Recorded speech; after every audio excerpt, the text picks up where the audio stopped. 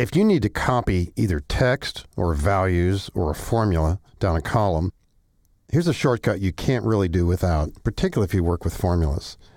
In cell H2, let's actually create a formula for a person's new salary. Existing salary is in column F, and in cell J1 is a percent of increase that's going to be applied to everybody's salary here.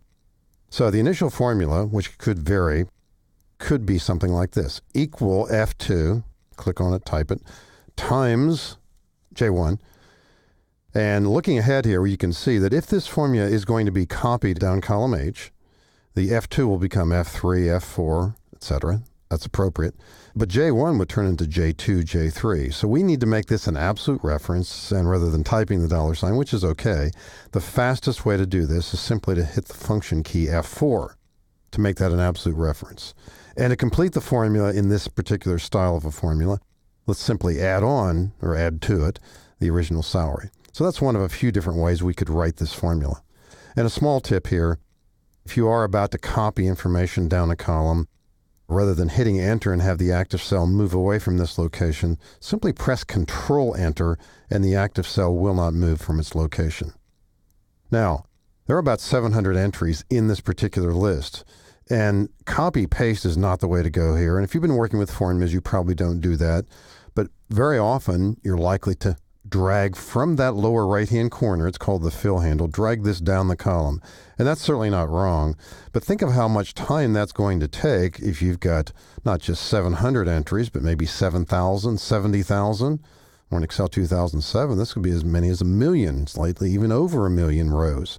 So dragging could be, if you pardon the pun, a real drag.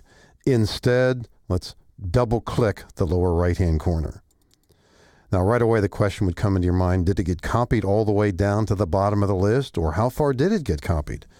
Anytime you highlight a range of cells, either manually or by way of a formula, if you hit the Control Period sequence a few times, Control Period, this simply moves the active cell around the corners of the selected range. So in this case, it's simply moving from cell H2 down to H709. I'm just hitting Control Period here. And that's a good verifier, and if you know your data, you would know that there's nothing below that row in this particular set of data. That's Control Period. But the shortcut, of course, is the idea that by double-clicking, we copy whatever is in this cell, whether it's text, value, or formula, rapidly down the column, and it is dependent upon what is visible in the first column to the left. Now notice I use the word visible. Let me do an undo here. I'll use the undo button in the quick access toolbar. And now remove one of the job ratings. Let's act as if maybe it hadn't been completed yet. And there might be some other empty cells as well in column G. This time as I double click here, note that the information only gets copied to here. And if you knew that column G had multiple blank cells scattered throughout the list, this would be unfortunate and it would take you a long time to fill in the information if you were using the double click method. So if that were the case, let me do another undo here. If you knew that column G had a number of blanks in it, then you would hide column G, right click and hide. And the next time you try this, it will follow the first visible column to the left. And in this case, all the salaries have been completed. So by double clicking here and then hitting Control Period for that quick check, it too gets copied down to row 709 here. We're all set. That works properly.